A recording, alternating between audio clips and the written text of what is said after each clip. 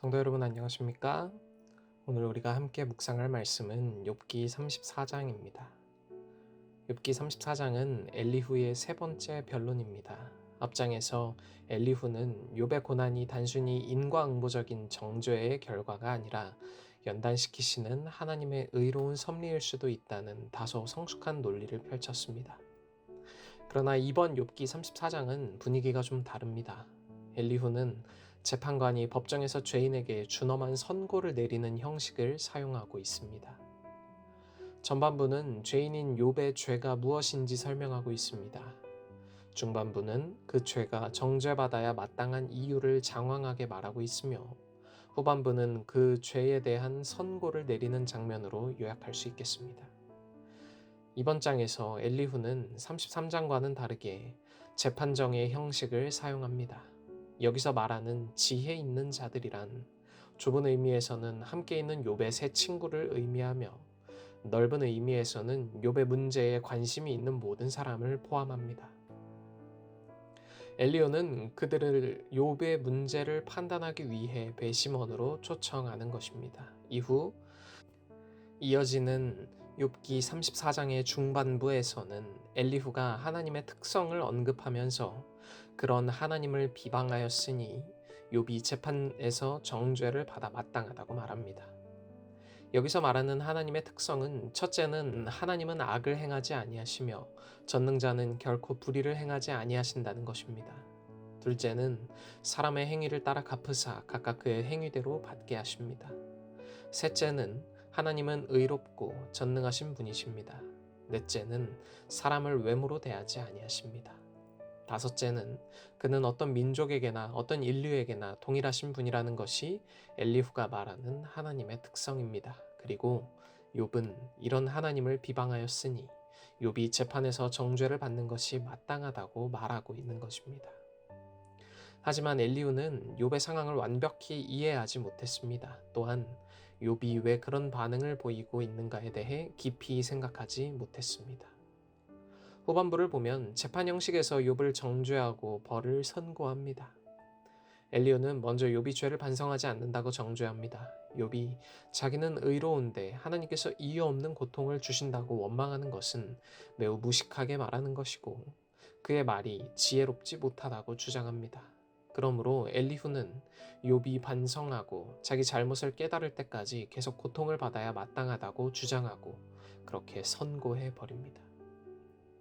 하지만 엘리후의 선고는 다소 비약적인 면이 있었습니다. 엘리후의 선고는 욥이 당하는 고통의 섭리를 이해하지 못하고 단지 죄의 결과로만 보는 세 친구의 견해를 넘지 못하고 있습니다. 그러므로 고통에 대한 욥의 반응을 전부 죄로 보고 정죄하고 있는 것입니다. 엘리후의 시작은 좋았습니다. 지혜로운 말로 잘 시작했고 고난에 대한 성숙하고도 창조적 관점을 제시했던 엘리후가 갑자기 욥에게 재판 형식의 선고를 내리며 정죄하기에 이릅니다. 엘리후는 하나님의 공의와 주권의 절대성을 주장하고 싶었습니다. 하지만 그는 하나님의 공의와 주권뿐 아니라 하나님의 은혜도 함께 강조했어야 했습니다. 하나님의 공의만 말할 것이 아니라 하나님의 은혜도 균형 있게 말했어야 합니다. 욥에게 공의만 적용할 것이 아니라 은혜의 측면에서도 그에게 적용했어야 하는데 엘리후는 그러지 못했습니다. 그리고 하나님의 은혜의 측면에서의 이해 없이 욥의 반응을 전부 죄로 보고 정죄하고 만 것입니다.